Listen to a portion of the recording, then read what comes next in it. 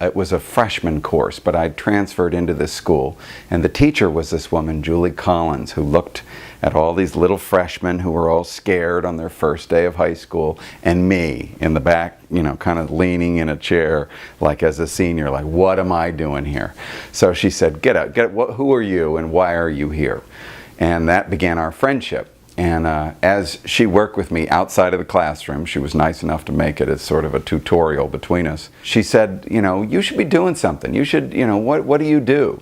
And other than get in trouble, I didn't do a whole lot. She just kept moving me in this way of being able to tell a story that that I didn't know before, and it helped me figure out that I wanted to be an actor, and that I wanted this as a career, and it all stemmed from her teaching me how to tell a story.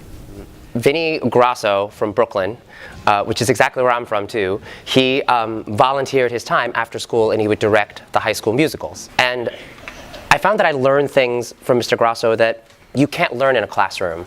One of the lessons that's always stuck with me that he taught me was that every single person is important in a show. You know, whether you're the star of the show or you're the person sweeping the stage at the end of the night and putting out the ghost light, you are important to that show happening. And I feel like that's one of those lessons that's taken me through life, not just as an actor, but as a human being and as a person, and it's given me a perspective on the world. And all of that from high school theater, from Mr. Grasso volunteering his time after school to us kids. It was community college. You know, this guy, Peter Ivanov, suggested to me the notion that there was something more to do than memorize your lines and then get up there and say them, that you could actually think about them and make choices about them and communicate different things about that.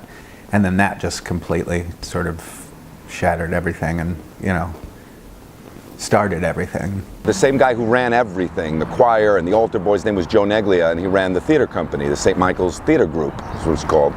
And they did 3 shows every year, and I was obsessed with movies as a kid and reading. I was reading at a very early age, and I was reading plays. I was just drawn to them for some reason. And I did my first play when I was about 9, and by the time I was 12, I'd done about 8 plays with them, and that was my only connection to it. There was no outside. I knew New York City was right across the river, but that seemed like a long way. My music teacher in 3rd grade heard me singing in her class and said, you should be coming to my choir after school. And, you know, I never really sang before. I didn't know what, you know, what it was all about, but she said, just come. It's on Thursday nights. It's at 7 o'clock, but don't worry. We'll get you home in time for the Cosby Show.